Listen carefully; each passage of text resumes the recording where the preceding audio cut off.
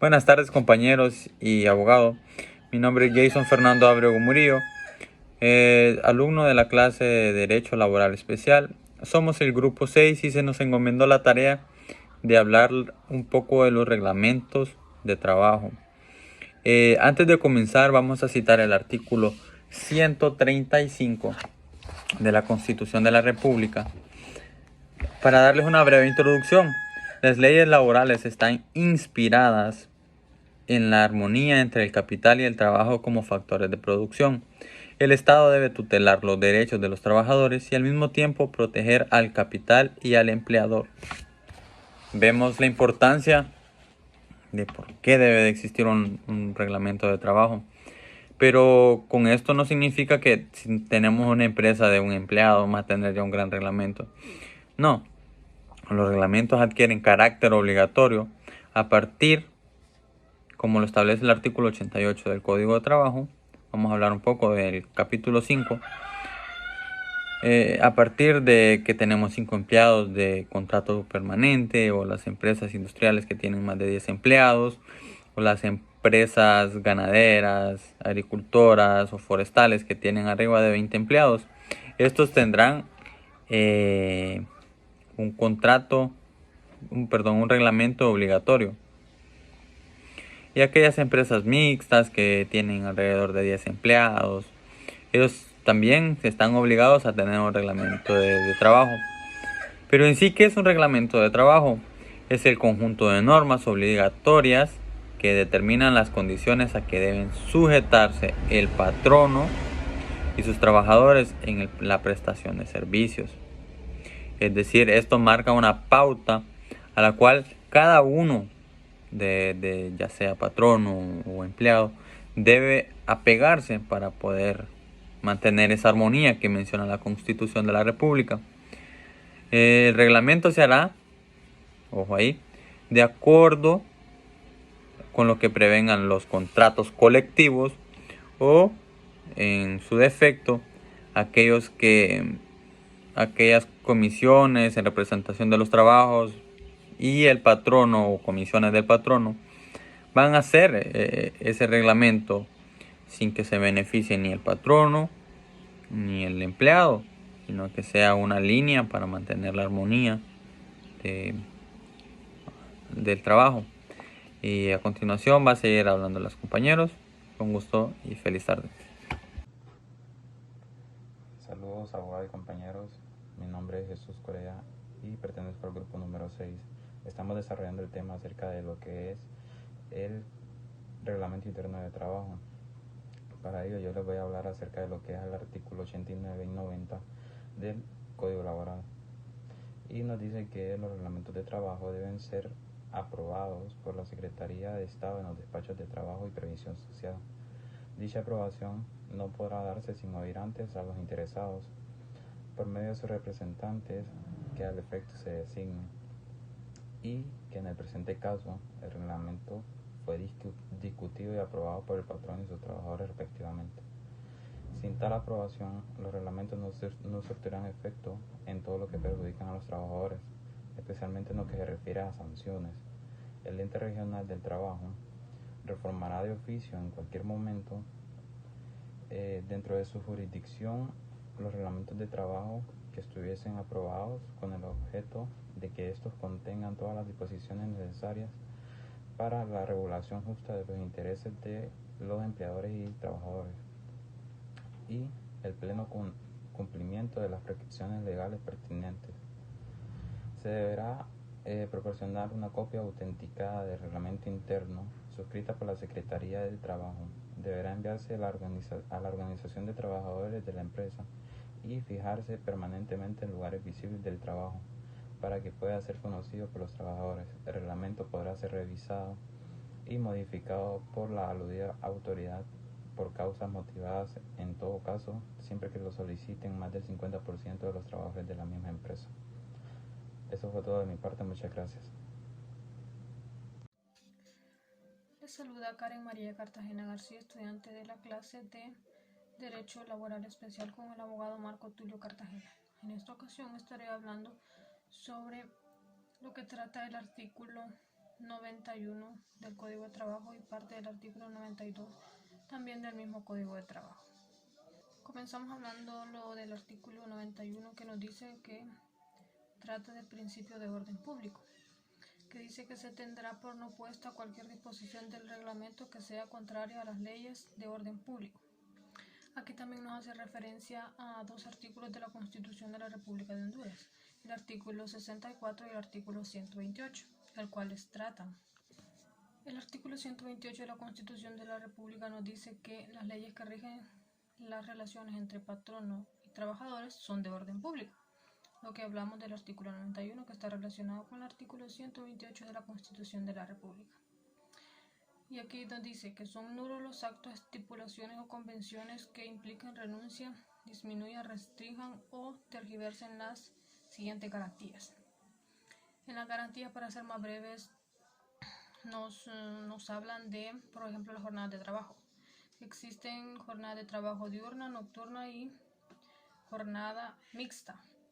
También en estas estipulaciones nos habla del salario que debe pagarse en moneda de curso legal, así también como los créditos que serán a favor de los trabajadores por el salario. Dicho lo anterior, pasamos al artículo 92, el cual nos habla que lo que debe contener un reglamento de trabajo. Él se nos dice: el reglamento, además de las prevenciones que se estimen convenientes, contendrá los siguientes incisos. En el inciso 1 nos habla sobre los establecimientos de trabajo, que nos dice que el patrono debe indicar al trabajador cuáles serán los establecimientos de trabajo. El segundo son las condiciones de admisión, aprendizaje y el periodo de prueba, que no debe de pasar máximo 60 días. En el inciso C tenemos los trabajadores accidentales o transitorios. Estos trabajadores son los que sus trabajos no exceden de un mes y sobre actividades distintas a las que normalmente desarrolla el empleador. En el siguiente inciso se establecen las horas de entrada y de salida del trabajador en su lugar de trabajo. Eso debe contener también un reglamento, así como también el lugar y el momento en que deben comenzar y terminar las jornadas de trabajo, las horas extra y trabajo nocturno, su autorización, reconocimiento y pago, así como también a lo que todo trabajador tiene derecho, a sus días de descanso legalmente obligatorios y debidamente pagados, los diversos tipos de salario y las categorías, las disposiciones disciplinarias y procedimientos para aplicarlas, así como también tiempo y forma en que los trabajadores deben recibir los servicios médicos que el patrono suministre y someta a exámenes previos y periódicos para cuidar también de la salud del trabajador, que es muy importante en un lugar de trabajo, que debe establecerse también eso. Hasta aquí termina mi participación. Con los siguientes incisos sigue mi compañera. Gracias. Muy buenas tardes, abogado y compañeros. Mi nombre es Marjorie Giselle Benítez y a mí me toca explicar los 10 incisos de los que habla el artículo 92 sobre el reglamento del trabajo en el capítulo 5. Mi compañera Karen ya explicó los primeros 10, a mí me toca continuar. Vamos a ir leyendo uno por uno lo que son los incisos y tratando de analizar o explicar un poco lo que significa cada uno de ellos, ya que habla sobre la relación que tiene el patrono y las reglas pues que deben de ir pactadas a la hora de firmar un contrato.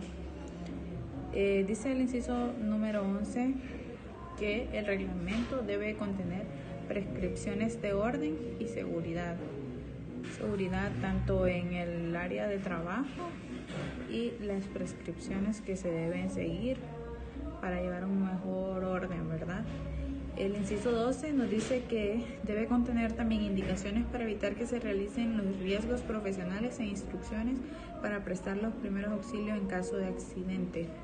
Creo que en todo empleo debe de existir lo que son los reglamentos internos tanto de seguridad como un botiquín en caso de sufrir un accidente menor, y también para que no existan accidentes de mayor gravedad, creo que debe haber un entrenamiento básico, ¿verdad?, que deben de seguir los empleados dados desde el momento en que se contrata o se inicia a laborar en dicha institución.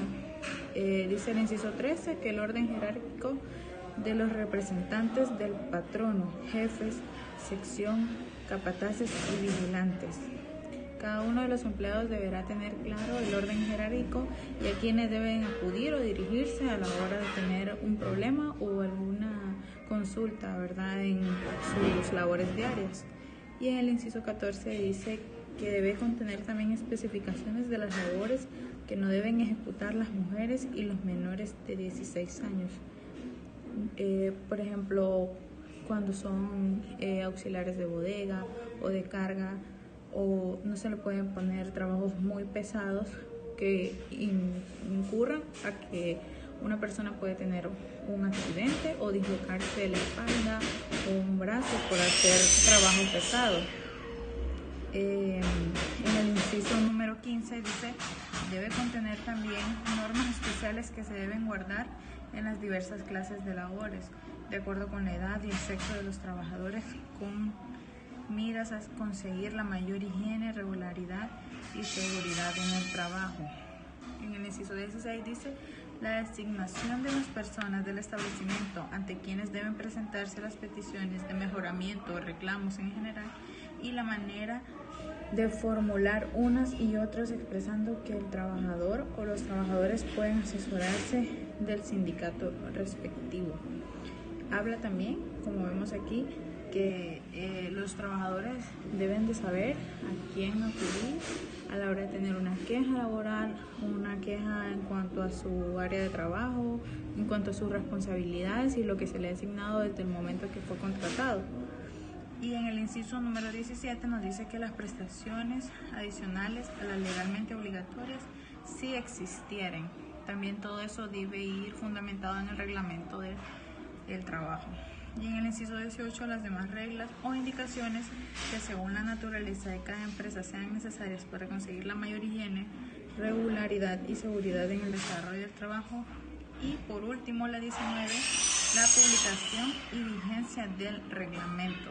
Debe ser algo que debe estar al día para que cada uno de los trabajadores sepan las reglas que deben de seguir, ya que estas pueden beneficiar muchas veces o incluso afectarlos a la hora de tener un reclamo o algún precedente, ¿verdad?, que se pueda presentar en su trabajo.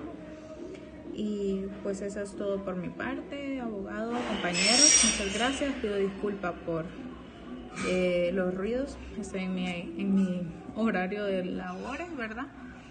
Y muchas gracias por su atención.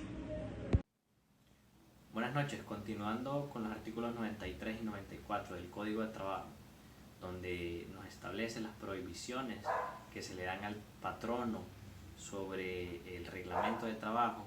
Por ejemplo, en el artículo 93, que establece que un reglamento de trabajo no será válido si éste conlleva acciones o estipula situaciones que sean contrarias al trabajador, que afecten al trabajador, a la higiene y al desempeño de su trabajo.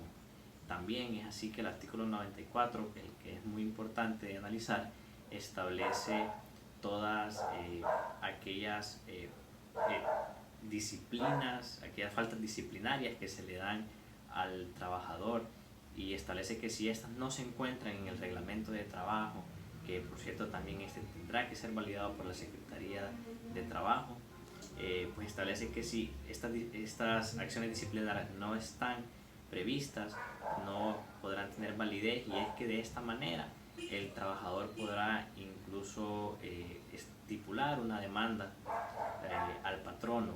Esta situación se da mucho en Honduras. Lamentablemente los patronos, las empresas no hacen el estudio correspondiente.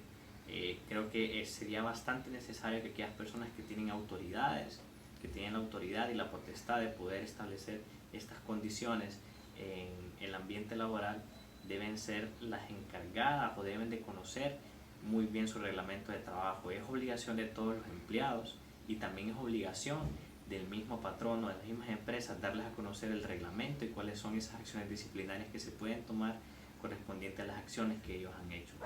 Entonces es por eso que para poder evitar este tipo de juicios engorrosos es necesario que todos conozcan del reglamento de trabajo. También es necesario que los patronos sigan los parámetros que se deben seguir, y pues todo eso se establece en la sección de reglamento de trabajo.